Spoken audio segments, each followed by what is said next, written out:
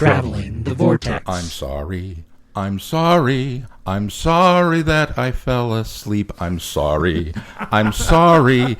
It had been a long and lousy week. I'm sorry. I'm sorry. Things didn't go the way I planned. But most of all, I'm sorry. This apology sounds really canned. Bravo. So you fulfilled two things this week. An apology, which you did not have to apologize to us. I did have to apologize to you. It's the listeners. I apologize to everyone within the sound of my voice. And I think someone was asking about a song maybe this week. So there you go. There we go. Checkbox.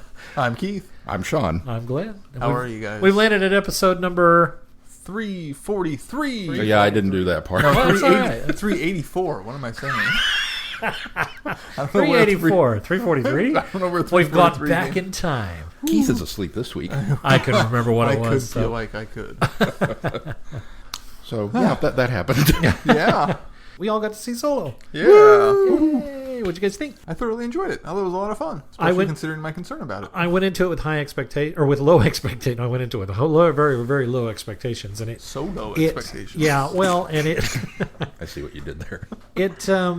it went above and beyond where it even had to go in order for me to just basically like it. So I think it's a fun film and very worthy of being in the Star Wars. I'm glad to hear you say that, because one of the concerns I've had, I loved it. And one of the concerns I've had is maybe I loved it so much because my expectations were I kind of wondered pretty about that myself, lowballed. but this one even higher than what I would have gone. Okay, this is better than I expected. But yeah, it hit all the emotional notes that I needed. And yes, there were some things that were, okay, I know we're going to get this bit. There were just certain check boxes that you could know going into it that they were going to do. And they did, but they did them in a slightly different way than I think what most people would have assumed was going to happen. I was very surprised by all the twists and turns throughout most of it. Which is a lot that I did not expect to happen that did. A little unfortunate in a way that the twists and turns part of it was so well done, and yet the heist part of it felt very lazy. Yeah. The pacing was phenomenal. It was so much better paced than both Rogue One and Last Jedi. What's amazing about the film is it starts off and it feels all right.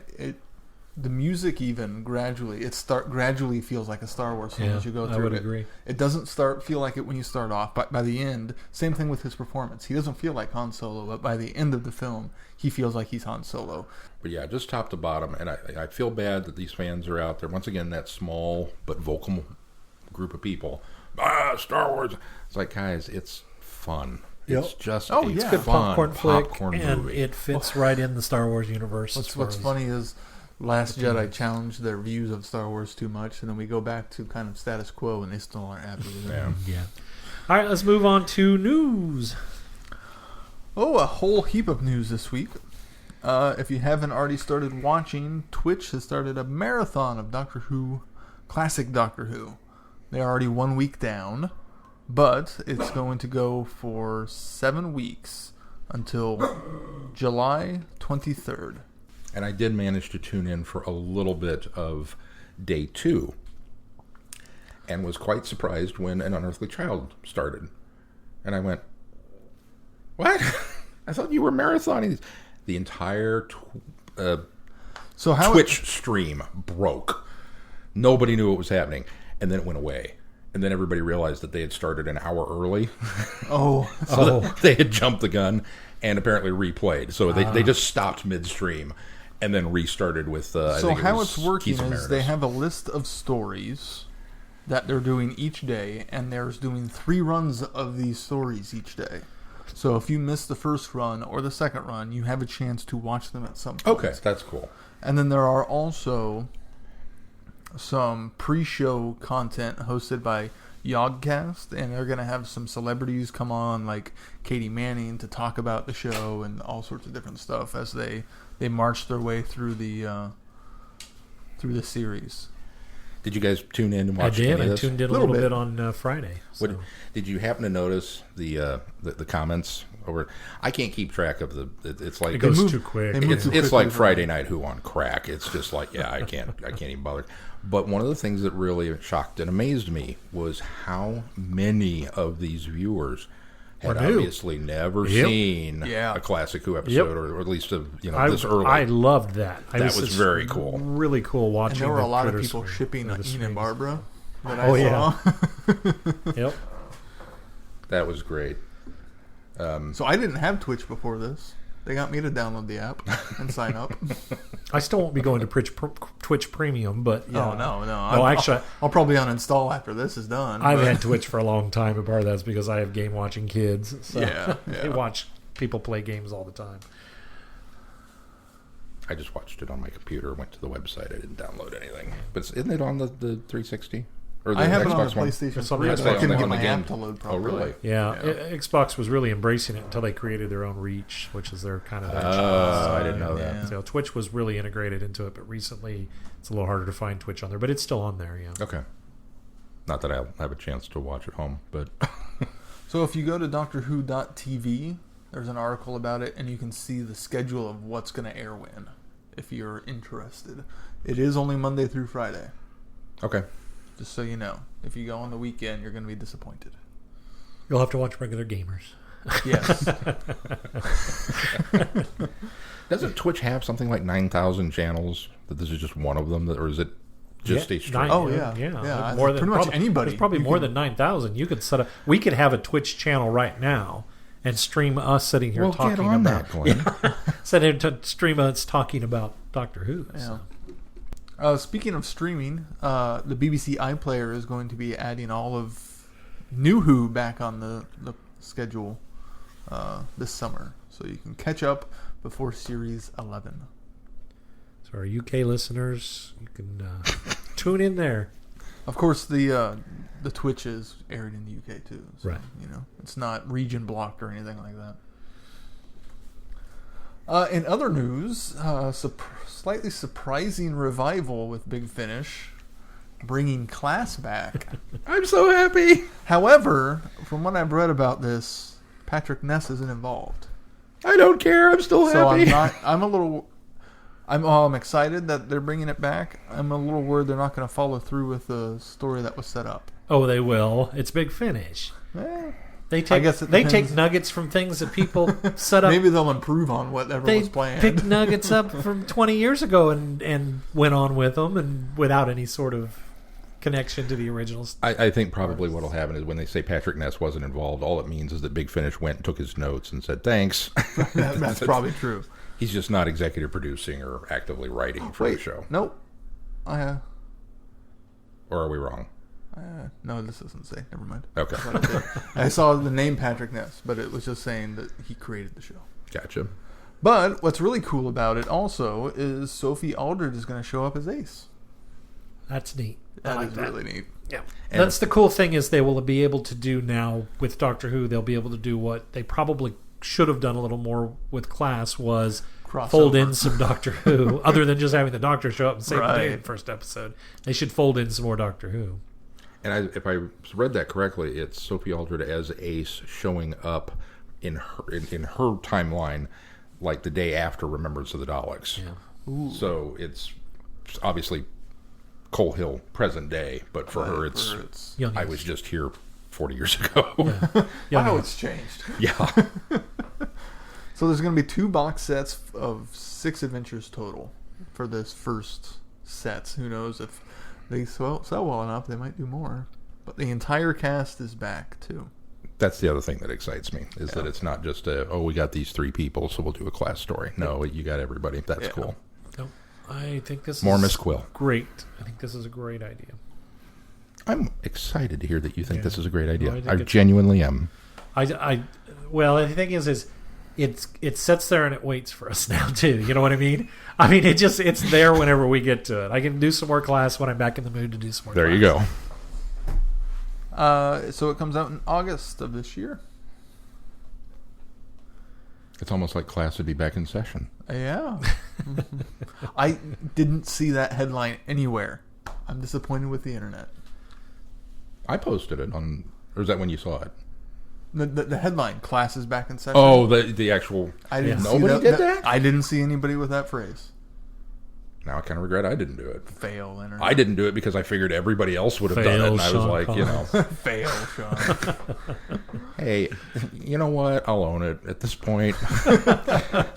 Last week was kind of all aboard the fail train anyway, so woo woo. And the last bit of news? The last bit of news is Lethbridge-Stewart Candy Jar Books related. A previously unannounced story has been added to the Lethbridge-Stewart lineage, which is due out this summer. We are going to see a story called Of the Future, which will finally reunite the Brig and Kate Lethbridge-Stewart. Glenn and I are over here doing our Kermit dance. Yes. Yay! So that's It was so really visual. exciting. I'm glad everybody could see that. I am ecstatic about that. That is so cool that that's getting folded into. Yeah. That's so great. I love it. Thank you, Candy Jar Books. All right, let's turn to feedback. Our feedback this week comes from Ben. Yes. Ben writes, subject, I'm important, but not that important. Hi, guys. So you held up the show because you saw there was no feedback from me. No, don't bother to deny it. I know it's true. It's very flattering. Worthy of a song, even. Well, you got your song earlier, Ben. I'm not singing that again. Let's begin, shall we? Well, it took me longer than it should have, but I finished the trilogy that began with Annihilation. Good thing, too. I have the new Unusual waiting for me to read. I also have the movie adaptation of Annihilation to watch. As you may be peripherally aware, the movie came out the day my cast came off. Yay! Yay! And I was going to watch that when I got back home from getting that taken off. Unfortunately, my son also had an appointment at the same office. Between the two of us, we took up too much time for me to be able to go and get the movie. I was quite bummed. My son went back to school and wife back to work, and I was then home alone. A perfect opportunity to watch a movie that only I was interested in. Was not to be, though. Moving along, some actual Doctor Who news, kind of. In a few weeks, the theatrical release of Doctor Who happens, soon after the Blu-ray release of Season 12. I'm excited for both. Wish there were more, but that's kind of it. Hope this finds you all well. Ben. P.S. Shaun, I'm number 1 in the FML League. Yeah, that looks funny. Not anymore, Ben. Oh, did you? I'm number 1 this week. Nice. Congrats. Thank you. I still don't fully understand how this I thing don't works. either, and I'm the commissioner of this league. I don't. So After FML, for those reminding not you, knowing, is Fantasy Movie League. basically you pick box office, which you think yeah. the box office of certain things is going to be. And after Ben pleaded and said, "Would you start something? Because I don't know how this works." I'm like, "Oh yeah, I've been playing that." So I set up a league, and then he told me, "Hey, I made my pick." So I'm like, "Okay, great."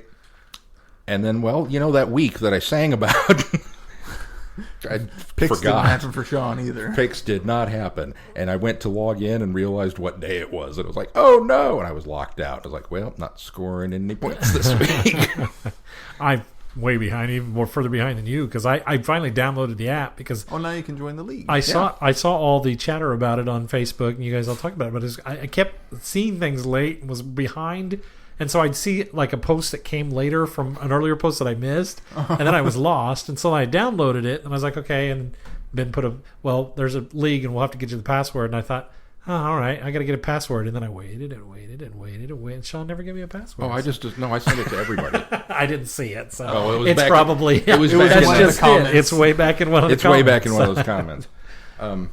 For those, if anybody wants to play with us, it's the Fantasy Movie League. You pick box office numbers based on what you think a movie's going to make over the You weekend. fill up your theater, and if you are empty spots, you lose money. So you got to kind of pick, and you only have $1,000 to fill your theater up, and only so much. Each movie costs a certain amount. Obviously, the bigger releases cost more, so you really got to balance. You're not going to be able to get Avengers and Solo and Deadpool 2. You got to kind of pick and choose Well, you which. can, but that's all you get. Some of them are so expensive you can't even. Oh, get is that right? Yeah. Yeah. But so if anybody would like to play, it automatically dumps you into the FML League. I've also created a Flicks with Friends League, and the password is. You set it up. Yeah, I don't remember now what it is. It's in that I email don't know. that I It's sent in to a Glenn. post. An email. It was in an It email. was in the No, post. it It was was in a a- Facebook Oh, okay. post. I was going to say I didn't see an email. If you're for sure. interested in joining us, email Glenn. He'll get you the password. If I can find it.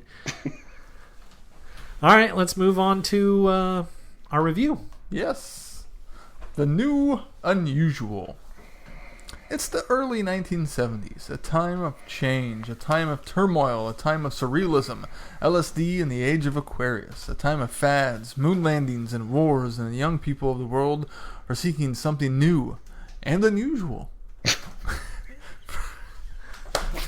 I'm sorry. Title drop.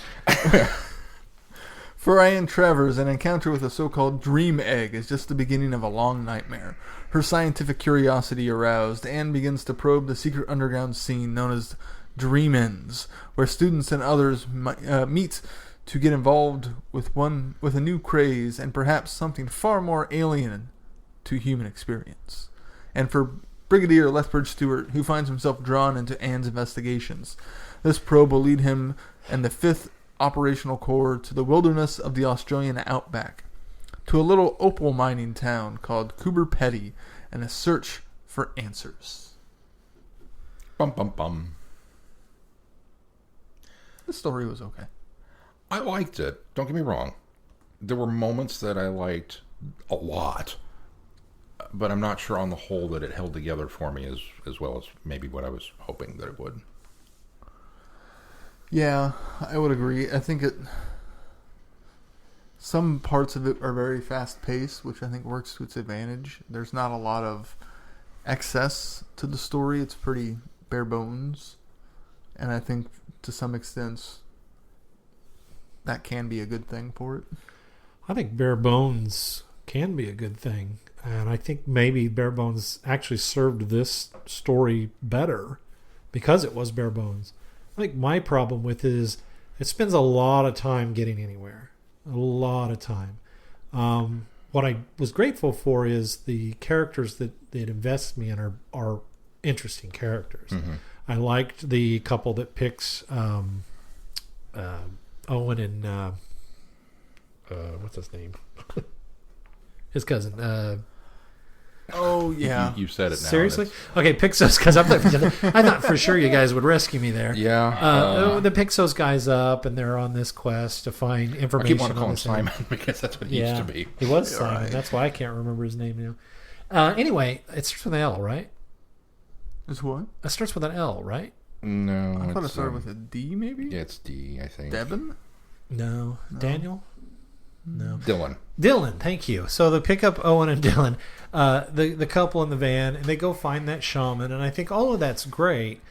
Or shaman, not a shaman. He was a aborigine, and I think all of that's great and an interesting thing. But we spend so much time getting to places that the action of this book doesn't really happen and pick up until more than 2/3 into this thing. And so, unfortunately, we spend all this time with Bishop and Anne trying, and not for want of trying, because they do have that opening scene with Anne riding with the one guy from the 5th, and he's grabs the egg to show it to her, and he goes into the weird thing where he's trying to drive because he thinks he's flying.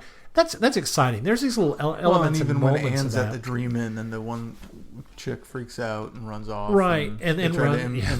input some action there. They do, but they're little nuggets that don't really serve much purpose other than continue to build a mystery. So there's nothing's being kind of unraveled as we go. It's still more. It's more of the same. Of there's something wonky about these eggs, Right. and so I think sometimes things are almost a little too circumstantial in this as well. The fact that he has this egg that somebody happened to give to him. Now, you have to have your MacGuffin. You have to have your thing. So the author has to give it to us some way. Don't get me wrong. I understand that. But he conveniently has this when he's writing with Anne. Anne conveniently shows up in that coffee shop where the poster is and sees that. She wasn't directed to that. Yeah. And so you're building a mystery with the clues being given to our inspectors instead of our inspectors roading out the clues. Now, they do that. She does meet the girl at the coffee shop who does end up putting her in touch with the right place. I think she ends up going to the university. The gal at the university ends up sending her to the Dream-In. So, yeah, we do finally have her doing some of that. It's a bit like an Attack of the Clones mystery. So, but we do have them often showing up in the right places. Owen and Dylan Dylan showing up coming across these two in the desert on their journey across the outback, conveniently at the same time that Anne's figuring this out, and all of this started in Australia. Was a lot of that, at least to me, came across as a kind of flashback, because it all obviously happens before some of it's happened parallel. You're right, because he makes the phone call and then we hear Dylan, but that's just so that they can fill us in what happened there. It's still happening at the same time. Right. I mean, it's within the span of a few weeks, so that's all at the same time. I mean, it was just a little too convenient for me. But again, we spend a lot of time getting our crew to where this is actually at, and it's just it's a little too circumstantial for me. Part of that has to do with the setting. We are in the wilds of Australia. We are not just in Australia. Which is cool. We are in the liked outback. That. Yeah. I like Australia. I have a thing for Australia. So, okay, we're going to go to Australia. An unfortunate thing about Australia is, you got to drive for 3 days before you get anywhere. It's just that big. And you got to figure out a reason to get them down there, too. And so, consequently, you have a lot of Lawrence of Arabia. You have a lot of big, gargantuan, wide shots. They did a great job covering and that. I disagree. Really? Yeah, I completely disagree with you. Once we get to Australia, we don't spend as much time in the outback. It does start to pick up, and we don't have these long, drawn-out from town to town to town. It took them 3 days to get. It did take them 3 days, but we only stopped once in that thing. There's a lot of times where I was surprised that we pick up and we're already at the next town. So that I was fine with, because Even you're right. The stuff with Dylan, I thought they moved pretty quickly, because when you are spending time with them traveling before they get to their destination, it's either character building for these two hippies, or building the mystery of the eggs, or building Owen's draw to the egg, and what his connection is going to be to it. They do a good job whenever they're in the outback. What I'm saying, what's drawn out is the getting to the outback. No, it's not even getting to the outback. It's getting to the plot. There's a lot of drawn out. We're building a mystery of something that it's already mysterious. We don't have to build on it that much. Let's just get there and figure out what's going on. And so it's the story that's long and drawn out.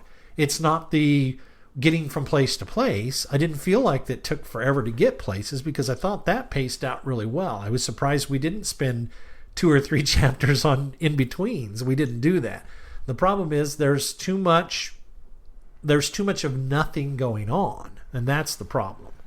I think maybe it just compounded it for me, because I agree with you that the bits with Anne and the bits with Owen and Dylan both coming to eggs on completely separate continents seems a little... And that they were only distributed to Scotland. It just, of all the world, that's where they decided to It was a little too pat. It's like you could have had Dylan and Owen stumble across one of these and make a phone call and maybe even ship it.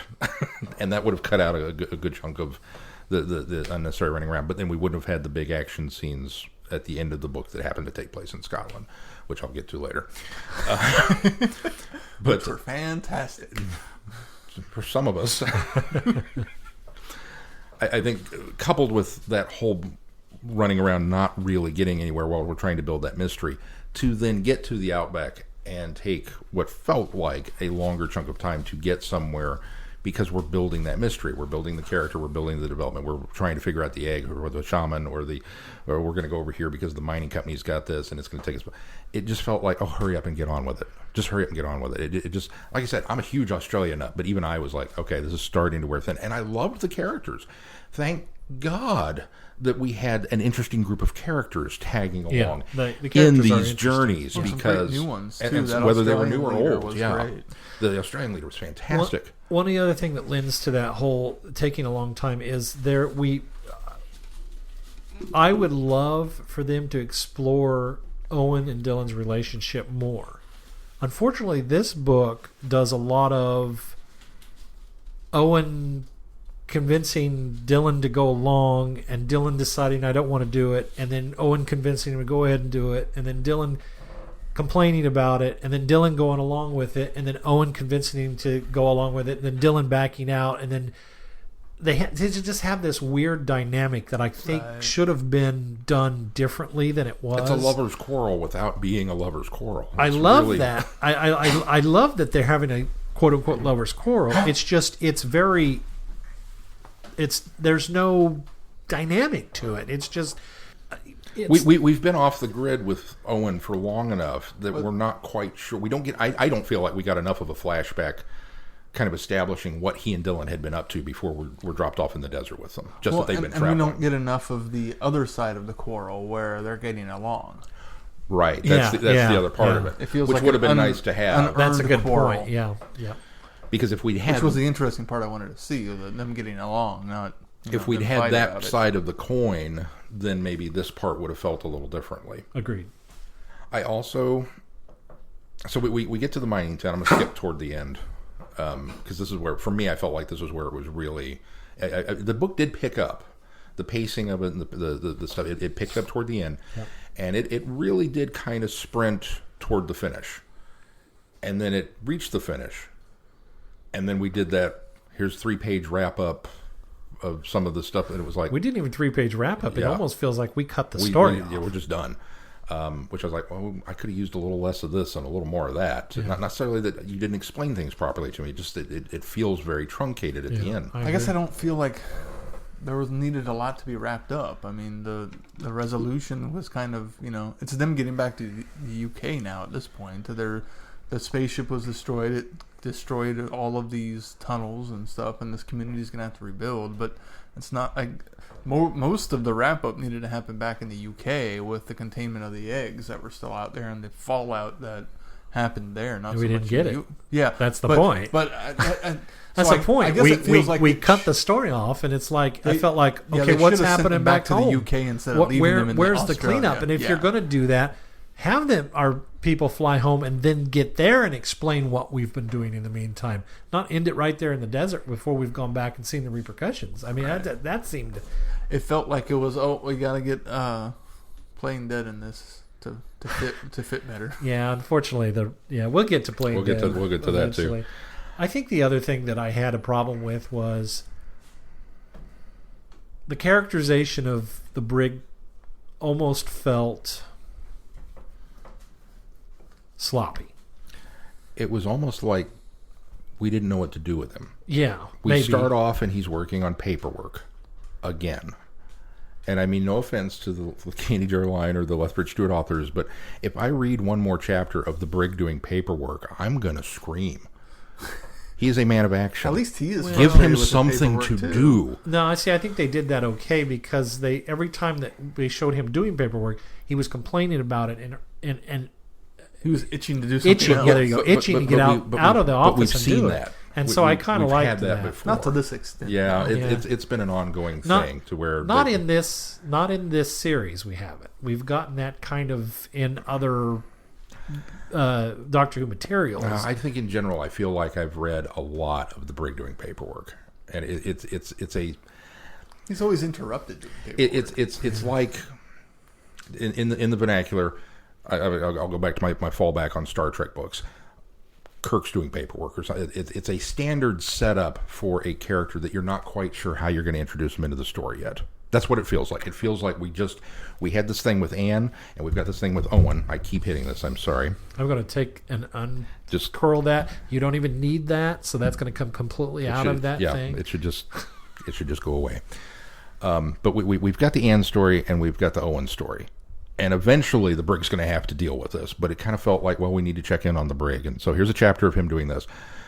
Okay. Oh, and then Anne's going to report to him. What have you found? Nothing. Just hurry up and get there. There were just a lot of those little admin things. It's like, I don't need this. You could have just, let's hurry up and move on. But then when it got good, when it got to the end with the spaceship, then all of a sudden it was like, well, what are we going to do? Let's blow a hole in the door. I mean, yes, that's very brig, don't get me wrong, but then later we reveal that there is a door, and it's like... Well, then all you had to do was look a little harder. He figures out how to get into the ship from underneath it when he crawls back from the cabin, which was absolutely useless. And the fact that he gets knocked down there because we know he's not going to die, so you can't put him in that kind of peril and do a cliffhanger thing like, oh no, well the brig has died. Nobody's going to buy that. Yeah. So you end the chapter that way, and then you know he's going to wake up down there. And then, so that's completely unnecessary because, okay, we've put him out of the action, but it didn't matter we put him out of the action because everybody else has already retreated.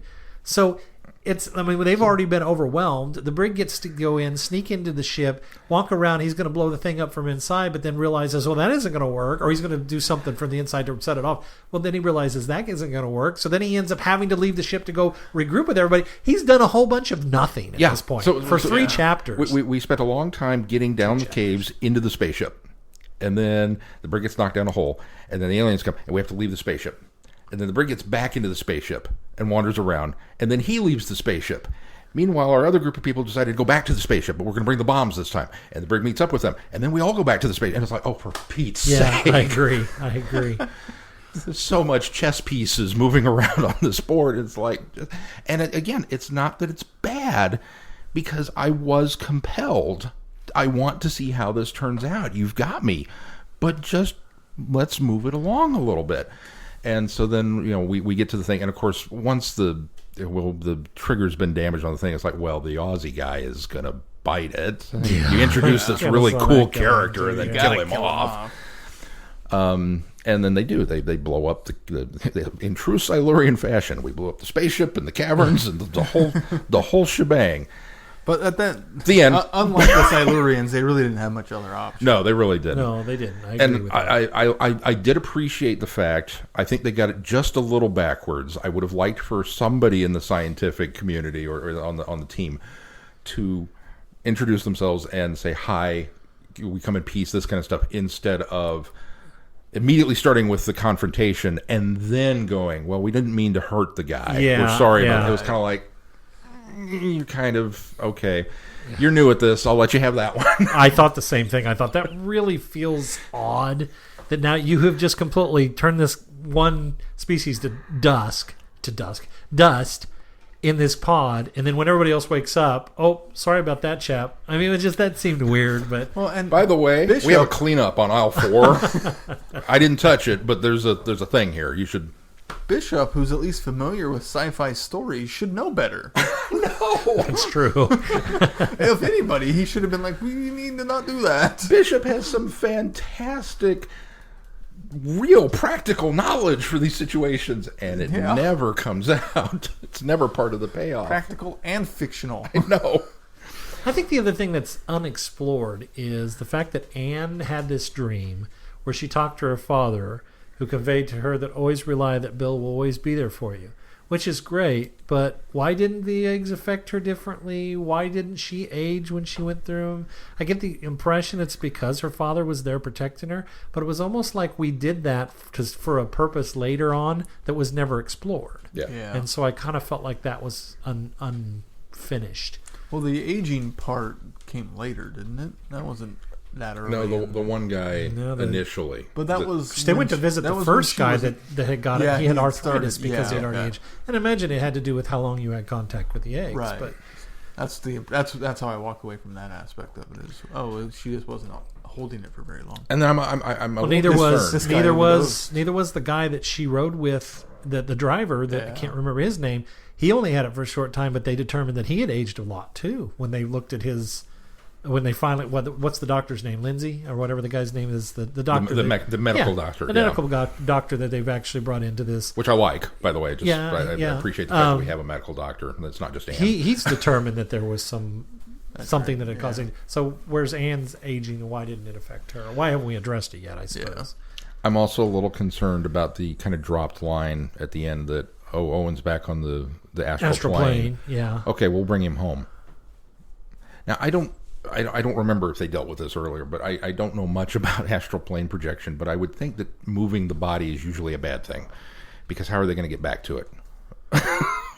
Isn't that a concern? I think the astral plane is such a third level location. Like if you left your body, you'd be able to... You could find it wherever you were. But that's just it. He won't be there. No, you can find it wherever the body the body was. Yeah. Okay. For me, that seems like that's a concern. I think you're being a little too literal with I can't find my car in the parking lot if I don't put it in a certain area. So here I am off traveling, and then I come back. It's like, who moved my body? I would be upset. That's all I'm saying. It's funny that you're talking about this, because there's actually, they might be giant song. called "I Left My Body," and I can't remember some of the lyrics. But I left my body, but I don't know. But I can't find it. Are you going to put that playlist together for me at some point really so that ought I can join in on these jokes and not feel like I'm stealing somebody else's material after the fact? Nobody's concerned about that. I left my See, I guess I imagine it more like Frighteners, where they're just automatically drawn back to their body. Oh, okay. I've always Fixed. I've always read that Magnetic pole. I've always read that some of the religions and spiritual people that believe in astral projection always imagine, or it's always conveyed that there's a band connecting you. It's almost like a rubber band connecting you to your spirit. Okay. And as long as that isn't severed by death, then you're always connected to your physical body. So if you picked somebody up and moved them clear across the globe, you would still be attached to your physical presence. So, Okay. Because the astral plane also isn't just like there; it's everywhere. right, Well, yeah, right. it's the cloud. It's the cloud. It is the cloud. That's right. You can still connect to the cloud. I've in the uploaded UK. to the cloud. Let's talk about this fiasco in Scotland. Wait, I wanted to say real quick that I really liked Anne and Bill throughout the entire book. Oh, yeah. Yeah, Their budding relationship is fantastic. that's that was one some of my that favorite is stuff. one of the in book. highlights of this book. I think is that it really starts to establish the relationship even more. It Yeah. broadens it. It builds on it. It really gets a lot. The better, two of them yeah. together are just fantastic. Agreed. They have such great chemistry. Makes it almost the more frustrating that we get the budding of that relationship, but we don't get anything with Owen and Dylan. Yeah, exactly. That's Yeah. the two sides of the same kind of thing. But I think there could have been a nice balance where you were doing that with both sets of characters as you were delivering us to the big climax of the story. Is you could have had both of them having as good of a developing relationship, just back and forth, and going between the two. They did a really good job with Anne and Bishop, but didn't do a good job with Owen and Dylan. So, maybe there's just not enough room. The real quick though, I'll just say this before we get into that. The long and the short of this is, we have said many times, we've read a short story and said, well, that really should have been fleshed out into a longer piece. This is a long story that should have been fleshed out into a smaller piece. I think this would have been a terrific story as either a short story or even a novella. Yeah. I think if this would have been trimmed down and made a lot shorter, I think if we'd have taken a lot of those elements of trying to, it almost feels like we're writing a lot of words to get to the 180 some page mark, and it's not even that. It's 280 some page mark, and it's not even shorter. that. It is shorter. It ends up being felt shorter. longer, quite honestly. It's only 256 Yeah. total. Yeah. So Even with the blurb in the that's back. with the blurbs. So And the short story. So I think that this one should have been probably a short story, or maybe a little longer than a short story. But I think that there's a lot of good ideas and elements here. The problem is when you set all of the big action at the very end, and not pepper anything out, with the exception of some anecdotal stuff with the egg. Yeah. I think unfortunately that's what drew it out. But let's talk about what's going on in Scotland. Well, as the lone survivor, Keith, you want to take this? I'm the only one who lives.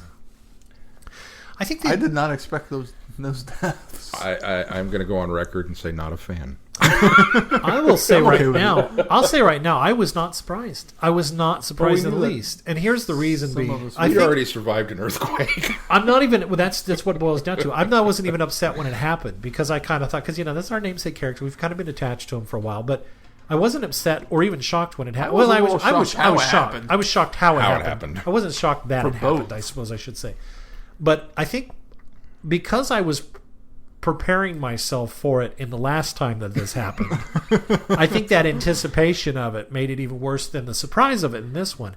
And the other thing that I was okay with the fact is it really kind of feels like, and I think they need to do this, it feels like they're doing some house cleaning. I think they have to clean up some peripheral characters, especially since this idea of a story arc is kind of coming to an end and we're starting anew and starting some new ideas.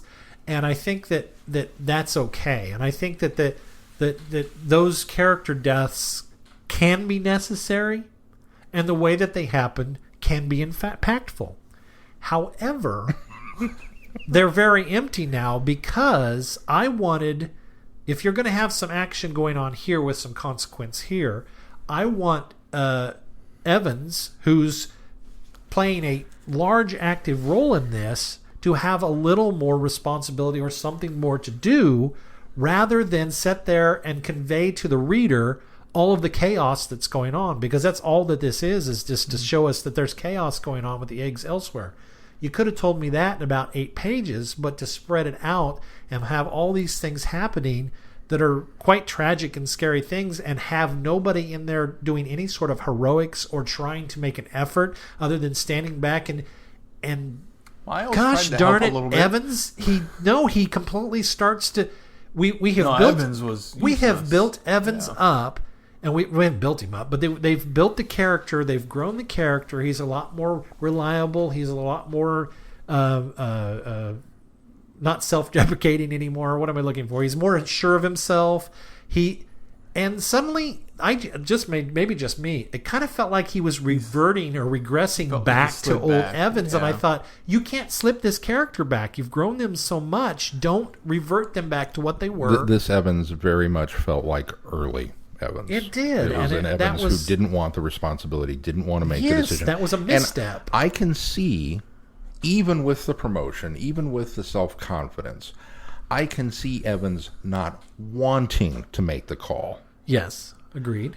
But he's got to make that call. Agreed. Right. And if you take that out of his hands by some, I don't even remember who it was that showed up. It was another kind of peripheral, Well, it no-name character, wasn't yeah. it, that showed up to take care of that particular element of it? Well, he was waiting on Young Husband, wasn't he, to show up? No. That was who I was coming. don't think it was young. It was somebody that I wasn't familiar with. That I maybe. think of. Oh, and Yeah. even the guy that showed up to help they didn't resolve anything. Yeah, there. I mean, It was because it was happening all wound in up that happening in Australia. Australia that wound up taking Yeah. care. But just the fact that this guy makes the call. Okay, take aim. And again, at no point did we try to knock an egg out of somebody's hand. Right, that's at no what the point problem did we was I shoot him in had. the leg. Yeah. I mean, You know. And shot the one egg when she did the experiment and destroyed it. Yep. Causing the end of it. Just shoot the eggs the entire time. To make that successful, because you still have to have repercussion and fallout, and I understand you Right. have to. But what you do to make that even more compelling and interesting to the reader is you give instead of Owen cutting the circuit and everything going back to normal, everybody going, oh, okay, everything's good, everything's fine. What you do is you have somebody on the ground there feel like they're making some effort, and then things go out of hand. That's the problem. Is it was misplaced because it was like the lights came on, or the lights went out, and then, oh, good, the lights came on, everything's okay, and then the lights go back out again. Right. And that's all that is. This is all this is. And it was frustrating that we have all of this action going down here that is causing repercussions for what's going on here, but we have nobody really feeling it. It's almost like when the command's away, these guys are a bunch of bumbling idiots, can't do anything on their own. That's what it felt like, and it shouldn't. The fifth should not feel that way. The fifth should not feel that way, and Evans in particular. Like I said, if this story was set earlier, then I can buy it. Yeah. I don't have a problem as big a problem with it then, because that's very much in Evans' nature. But now that we have, I'm sorry, because I know Evans was never meant to stick around this I know, long. I know. But if you're But going you've to done use that. him, Yeah, you've done it. Once got you've to done use him it, properly. yeah. If you're going to have somebody else, if you're going to have somebody act this way, don't use Evans. Don't use Evans, use Is somebody kind of else, the yeah. the And it's key response had they there. brought Evans in and they decided, okay, we're done with Evans' character, we want to do again. It feels like there's some house cleaning going on here. If we decide we're going to sideline Evans, either you don't inject him into this situation, Right, use somebody or else or you create a new inject him into this character. situation, give him a moment, and then dispatch of him. Yeah. That's what you have to do here. And I Right. just felt like there was just a lot that everything that was going on here was useless. So that I think could have been done with no-name characters. Again, I think Collins and Bartlett, and even Miles were useful characters. Oh yeah, they were here. totally the heroes of this. No, situation. I don't think they had to be heroes. No, don't get me wrong. But they were. Don't get me wrong.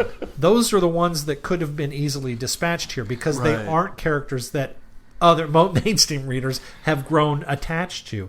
The other thing that I thought was interesting was to give Major Bartlett some backstory that we never even heard about, and then before we kill him, that seemed like Yeah. either shoot him in the head and kill him, or don't and build on the backstory, or give some backstory earlier on so that the death feels more emotional.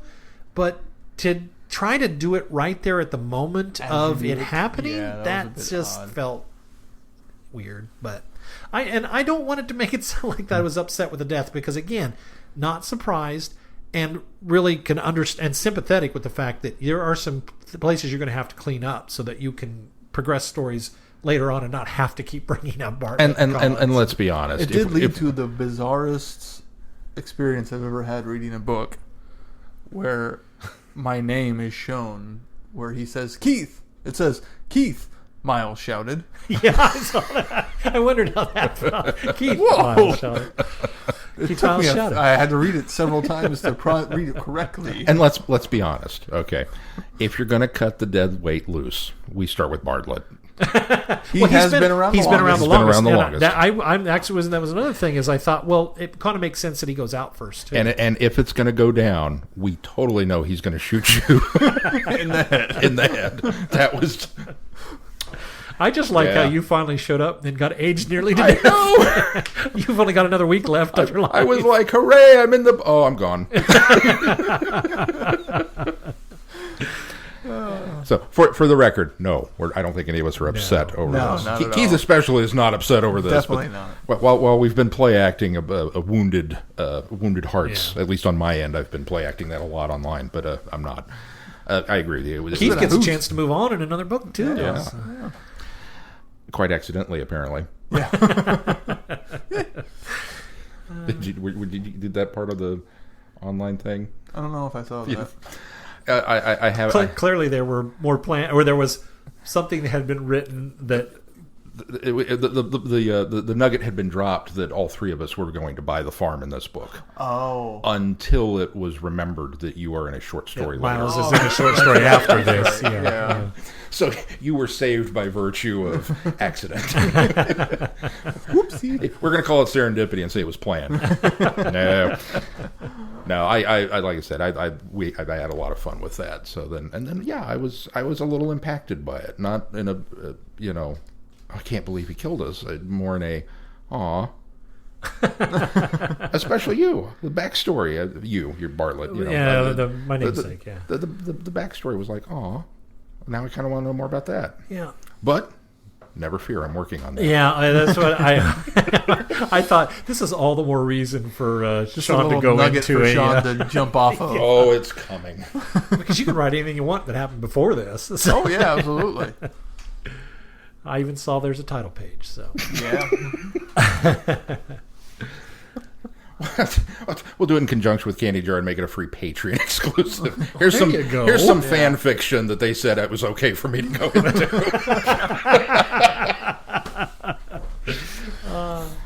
Overall, just as a final synopsis of this, again, I think that the long and short of this, if this could have been shortened down, it's a terrific idea. It's a good story. There are some great characters in it, and I think the Bill and Anne exploration is good, is very good, is much better. Feel like a lot of loose ends, and it feels like a lot of forced plot, but overall, I think I gave it 3 stars, which I think I would stick with. Sometimes I come here and I talk myself into a higher rating or a lower rating, and I think I'll land right where I left it. It's not a bad book, it's not a bad story, it just feels like it takes a long time to get to where it needs to go. Yeah, and needed more wrap-up. And a little more wrap-up would have been nice.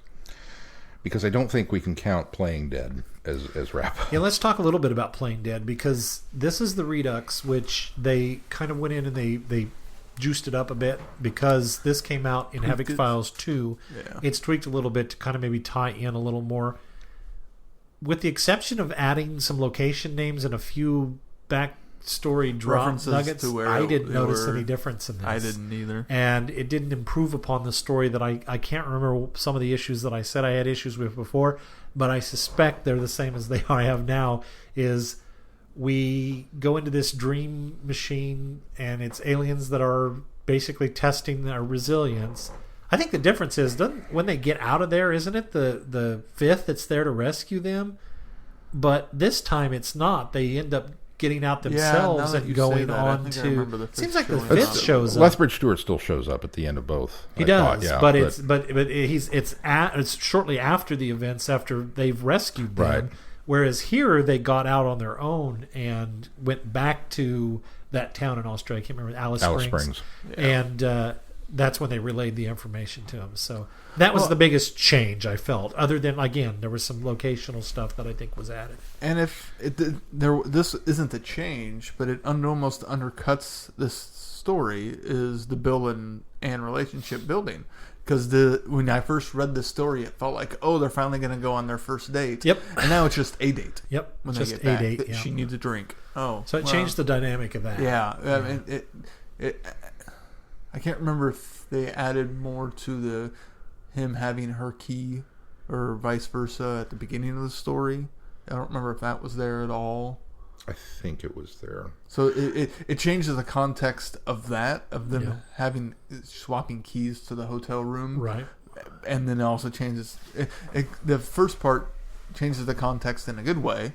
Yes. And then the end change context is not in a good way, right. I don't think. I'll be honest. I didn't go back and reread Playing Dead from the original I didn't edit. read the original. I did read Redux. And I didn't reread the other original. than a handful of things that it really felt like, I don't want to say were shoehorned in, but things that very much felt like, well, we added this specifically to, and because I'm just coming off of New Unusual. Yeah. Okay, that's a reference to New Unusual. Yeah. Okay, that's a reference to New Unusual. So there were a couple of things that were very much here. And- this is where this is set. This is when this is set. This is this. But the overall story of Playing Dead stays the same, and it still didn't work for me. Yeah, it still doesn't work. And for me unfortunately, the other added problem with that is that now that we've done New Unusual, which had an actual alien invasion presence, then we immediately follow that up with another alien invasion presence. With a covert alien invasion presence. Trying to manipulate people's minds. But wait a minute. This New Unusual was a covert alien invasion. Yeah, it's pretty much the same idea. So it feels like, wow, not only can Bill and Ann not catch a break, it's the same break they can't catch. Yeah, that's a good point. Well, and even then, what they did add to tie it into New Unusual didn't feel like it was absolutely necessary. From what I remembered of the story, of course, I'm just going off memory. I didn't reread the original, right. But as soon as the New Unusual ended, I thought, oh, okay, so that's kind of how that fits in. Okay. Yeah. I didn't necessarily... Just the fact that they're in Australia, okay, that's the tie-in. Yeah, that's enough for me to know that this was where this was at. But right, exactly. yeah, it's I don't know, it was a good attempt, but it didn't quite get there for me. I still think it's kind of a sluggish, strange, outside the box Lethbridge-Stewart story that doesn't really... Well, I say outside the box in a bad way. It's outside the box, but I think what works for it being outside the box is the fact that they're in this like matrix. That was another thing. I don't think they brought up the whole... She didn't explain the dream matrix thing as much, and I don't remember her dropping the word matrix in the first story. No. I think that was expounded on a little bit, which was okay. Yeah. But them being in a matrix, I think, made it okay to be out of the unusual for it. Right. So I think that gave it a reason for it to be unique and different. But it's still I'm not sold on the story that well. But so there's that. Yeah. All right. Well, we got coming up on the schedule, Shaun. Well, coming up on the schedule. Because now we have to shift everything since we missed a week. Not really. Not really? No. We're doubling up next week? No, it's still the same. We didn't. Well, do we it just shifted it a week. You're saying shifting it a week, but it's well, the schedule says this week, and no, it doesn't. It just says what say number, dates doesn't anymore. it? Yeah, you're right. Because we're not doing Friday Night Who, so there's no job. dates. It's just numbers. Good job. So consequently, the schedule stays the same. It's just a week later than it was, and you don't know. Very good. Except for the fact we pointed it out. Yeah, well, now it's a thing. Thanks, Glenn. All my hard work goes out the window because you want to talk about it being a thing. So next week we are going to talk some Big Finish. We're doing some Companion Chronicles. And let me get to the schedule so that I can actually give you the proper ones. We're doing, these are both, I believe, Series 3 of the Companion Chronicles. The Magician's Oath, which is story number 10. Oh, no, it's Series 3, number 10, The Magician's Oath, and Series 4, number 3, The Prisoner of Peladon. Just because I felt like we hadn't done anything in the Third Doctor era for a while, and both of these kind of fit in that era. So we'll be listening to those and then reviewing them on the cast next week. The following week is another Big Finish, but we're back in the main line with The Bride of Peladon. And the end of an era, in a way.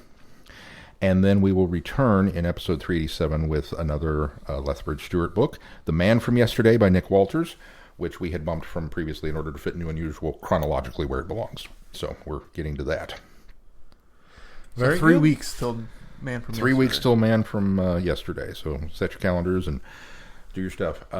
Speaking of books, I did see the poll for the Goodreads Book Club has posted for the new month, so go and make your selections there.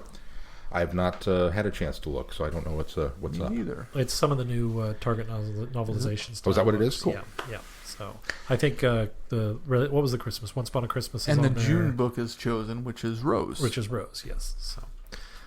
All right, very good. Well, also please consider supporting Traveling the Vortex if you can. We do have a Patreon support. You can become a patron of the podcast just by going to the link on our webpage, travelingthevortex.com. Every bit of what you donate to us does go into this show, 100% in order to keep it going and hopefully not missing weeks. I'm sorry. I'm sorry. All right. Anything else we need to talk about? Keith, you want to tell them how to contact us? Yeah, just go to while you're there giving us your money, you can fill out the Send Us Feedback tab, or you can send it directly to feedback@travelingthevortex.com.